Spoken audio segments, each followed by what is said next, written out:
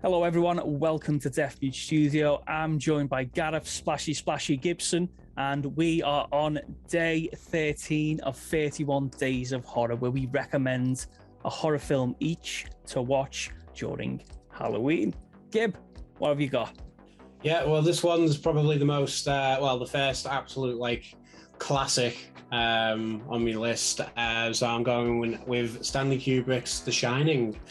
There's not a whole lot, really. I mean, a whole lot to kind of say that's not already been said about this film, but it is one that I watch like every Halloween, probably at some point during the year as well. But I can't really remember the last October where I didn't sit down and put The Shining on, or if it's even on TV as well. So usually it might be on TV, and it's one of those films you could just catch even if it's halfway through, and you just kind of get sucked into it right away, don't you? Yeah, it's such. I mean, it's a classic for a reason. I mean, every time I watch it, there's always something different to spot. Is Ty, for example, being the same pattern as the hedge maze and whatnot? Just tiny little details on that really knocks it up several levels. Yeah, and stuff you sometimes you pick up, like, even I've seen it about 50 times, and you still spot stuff, don't you? And it's just, so there's not a whole lot, not a really whole lot you can say about it that's not being picked apart, and conspiracy theories, and it's just like you say, it's a classic for a reason. It's not even just it's just a classic film, not just a classic horror film as well. And as well, I mean, obviously for the past few years now as well, I've usually followed by watching the sequel as well, which I think's an absolute masterpiece. Obviously not as good as The Shining, but I think it's amazing. I think Doctor Sleep's such a good film. Oh, the reason I love Doctor Sleep so much is because it balances so well between paying reference to The Shining film and The Shining novel. Yeah. It walks such a tight line. Yeah. So masterfully. It's fantastic. I'm with you on Doctor Sleep. Yeah, so as I say, the past few years, it's kind of been a bit of a tradition as well to watch either both together or both in close succession. But it's just an absolute classic. It's just great performances, obviously, from Jack Nicholson, and there's not a whole lot I can say about that. But it's recommended Halloween viewing anyway. Oh, 100%. And because of the film, I am terrified of grown people dressed as animals. Popping their head out of the door like that. I mean, fool me once, Gib. Shame on you. Put on that costume again. You're not getting my PP.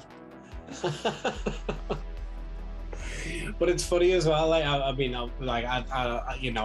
watched it quite a bit when I was a kid as well, and I didn't totally understand that scene until I was a bit older. And I was like, oh yeah, that's. Don't skip that bit. and also it's a really old naked woman getting out the shower just isn't as good in reality as it is in cinema. So I recommend not doing that either. It's just not. It's not that sexy. Which they still keep carrying on in Doctor Sleep as well. So if you're intrigued and go, I think I might be into that, believe me, you're not. Reality is much scarier. Watch The Shining. You'll Be safe. Watch The Shining. Yeah. So for my pick, Gib, I'm going to stick with Stephen King. Yeah. And I'm also going to add into this cocktail a little bit of John Carpenter. Right. And I've gone for 1983's Christine. Nice. Which I only watched for the first time a year or two ago, because before that I was thinking, a car that's possessed. No, not for me, thank you. And then I finally watched it, and I think it's one of my favorite John Carpenter films. It is really good. Quite underrated in terms of his filmography as well. One of his best scores. The scoring is absolutely amazing. Score is fantastic, and I just loved the slow demise into insanity from who's the character? Is it Dennis? I think so. Yeah. It's just it's Arnie. Arnie With the car, yeah. But it's like it's a kind of like a part possession film as well, isn't it? Which I really like. It's quite like the style of it seems very un-John Carpenter. Like you wouldn't, maybe if you didn't know he directed it, you wouldn't have picked up on it straight away. I think he changed his style a little bit because he did have a few flops, I think, before Christine. I think this one was just kind of a job. He just needed another job. But yeah, I'll it's very, very simple, very simple. Doesn't try to be too ambitious as well with its premise, and it's a really good little horror film. Yeah, it's an absolute blast, and I better watch it tonight myself. Yeah, no, I need to watch that one again. Yeah, and again, a great Halloween film. Yeah, it's unsung. I mean, don't get me wrong, it's definitely got its fans, but in the mainstream, it needs more love. Definitely. I feel like it has. It's kind of slowly grown over the past few years. But yeah. I mean, when I get to the point where, like, because I can't drive, Gib, but when I do learn to drive, I'm kind of secretly hoping the car's possessed.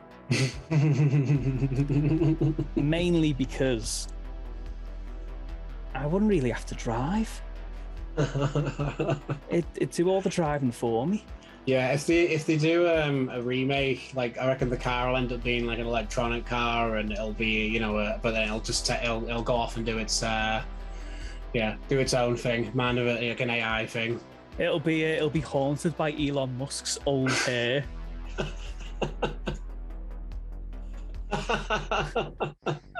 Need to get these written down. Well, I'd watch it anyway. Yeah, you know what? Let's write the script. Let's do it. I think it'll just write itself, that one.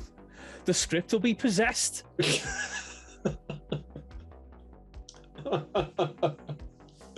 Yeah, I think it'll be possessed while we're writing it.